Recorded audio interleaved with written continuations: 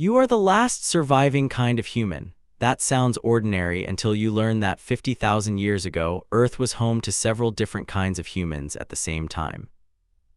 Our family history is not a ladder leading neatly to us, it is a branching bush. New lineages appeared, lived beside one another, mixed, and disappeared. Homo sapiens is simply the only branch still growing today. Our own species emerged in Africa roughly 300,000 years ago. We had bodies much like ours, but the world beyond Africa was already inhabited by other humans with histories just as long. Across Europe and Western Asia lived the Neanderthals. They were powerfully built, made sophisticated tools, controlled fire, hunted large animals, cared for injured companions, and survived repeated ice ages for hundreds of thousands of years. Farther east lived a population we call the Denisovans. We know them from only a handful of fossils, yet their DNA reveals a human lineage that ranged across enormous parts of Asia. On the Indonesian island of Flores lived Homo floresiensis. These small-bodied island humans stood only a little over a meter tall, made stone tools, and survived until surprisingly late in prehistory. Even Homo erectus, one of the longest-lived human species, may have persisted on Java until relatively near the time our species began spreading through the region. These humans did not all meet in one crowded valley. They occupied different places and times, but their worlds overlapped enough for contact, competition, and even families to become possible.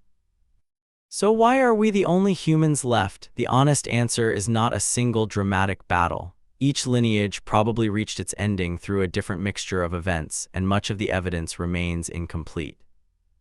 Begin with climate. Ice Age environments could change sharply. Forests became grasslands, rainfall shifted, prey moved, and familiar habitats broke into smaller islands of suitable land.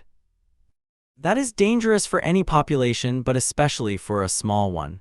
A large connected population can lose a village and continue. A tiny isolated population can lose an entire part of its future. Ancient DNA suggests many Neanderthal communities were small and separated. Low genetic diversity and close relatedness made them more vulnerable to disease, fertility problems, and simple bad luck. Imagine several harsh winters arriving together. Fewer children survive, hunters fail to return. A neighboring group that once provided new partners is now hundreds of kilometers away. No catastrophe is required, numbers can quietly fall below recovery. Homo sapiens may have had one crucial advantage: connection. As our populations expanded, groups maintained wider social networks and exchanged materials, tools, food, and knowledge across long distances. Those networks acted like insurance. If one valley failed, people could learn where animals had moved, obtain stone from another region, or seek help from relatives beyond the horizon. Our species also used an unusually broad range of foods and increasingly specialized tools. Flexible strategies made it easier to move between coasts, forests, grasslands, deserts, and cold northern environments. Symbols, art, and shared rituals may have strengthened cooperation and helped knowledge survive beyond a single lifetime. An idea could move through a network even when the person who invented it did not. But this does not mean Homo sapiens was simply smarter, stronger, or better at everything. Neanderthals thrived in difficult climates far longer than recorded history has existed, and their tools and behavior show deep skill and care. The difference may have been scale. A slightly larger, better connected population can absorb losses, spread inventions faster, and return after local disasters. Over thousands of years, small advantages can become enormous.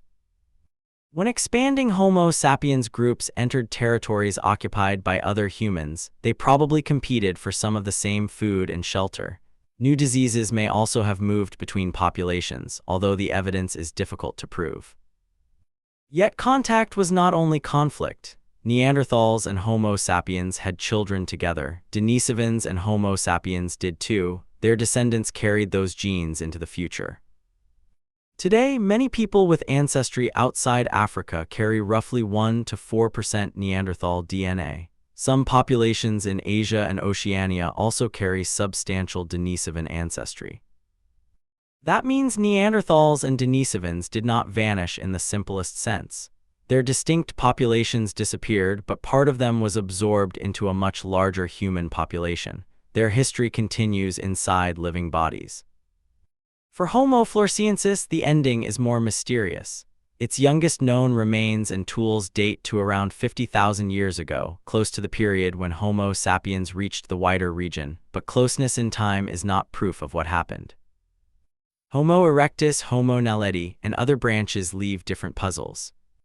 Fossils are rare, dates can change, and the last fossil we find is almost never the last individual who lived. So there was no single door that closed on every other human. Some populations were weakened by changing climates, some became too small and isolated, some may have been outcompeted, some mixed into us, and some endings remain unknown. Our survival was probably a combination of adaptability, cooperation, population size, technology, and luck. Being the last branch does not prove we were destined to win. Evolution has no finish line and no promised champion. We may be alone as a species, but we are not entirely separate from the humans who came before. The human family bush lost many branches, yet traces of those branches still travel with us in our tools, our stories, and our DNA.